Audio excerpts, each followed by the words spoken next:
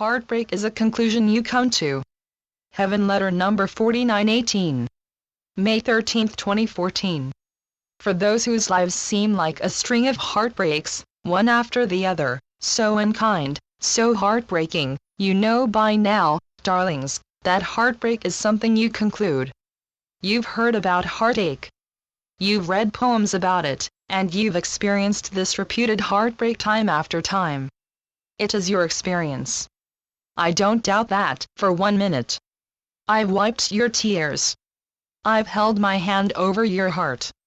Your heart was hurt. It seemed to break in two. You expressed your disappointment as heartbreak. Does not all heartbreak come down to disappointment, and you call your own disappointment as a foul play made against you? Whatever the heartbreak, it seems to you that someone did it, or nature did it, or God did it, and it was wrong. You conclude it was wrong, even when it may well have been inevitable. You lost a bet, beloveds. The bet you made you were certain was a sure thing. You convinced yourself that life would stay frozen in place because you wanted it to.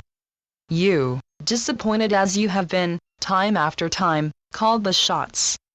You are the one who names an occurrence or lack of occurrence as uncalled for, unfair, outrageous, cruel, demeaning, impossible to have occurred, and you decided that you have been left in the lurch, in some kind of lurch.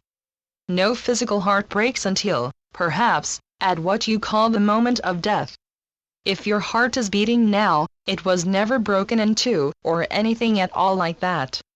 Of course, your heart may have paused at all the information you sent to it.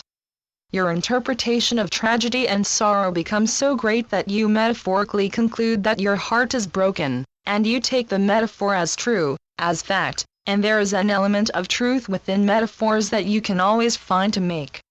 It is you who breaks your own heart in two. No one else does. No one else can. You are the decider of the condition of your heart. You tell a tale to your heart, and your heart is always true to you, do you understand? Your heart repeats after you. Your eyes may be swollen. You may make an ocean of tears.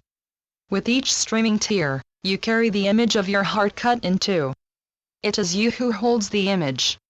Therefore, you are the imager. You define your heart. The telltale heart, obedient to you, aches. Your thoughts pinch your heart.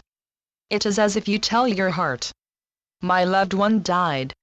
Bow down, heart, and show your deference, your respect, your honor of my loss. And if my loved one loved someone else and left of her own accord, bow down some more.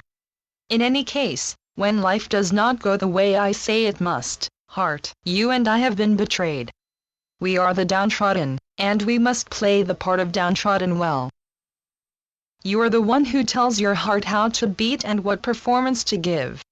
It is you who tells your heart to be downtrodden. Without your insistence on heartbreak, your heart would know only elation. What could a heart connected to mine be but elated unless instructed otherwise by your insistence? You may say you have no jurisdiction over your heart, yet, it would seem, you are telling it what to make of what has occurred. It might be possible to say that you beat up your heart, actually, that you beat it down. It may even be that you don't love your heart as much as you have believed you do. Beloveds, have a heart when it comes to your own heart. Send it encouraging messages. It is you who makes a decision that your place in life right now is a heartbreak or a blessing.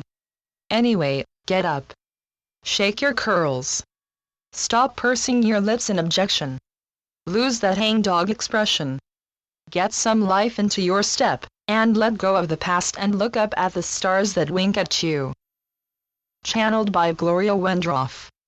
heavenletters.org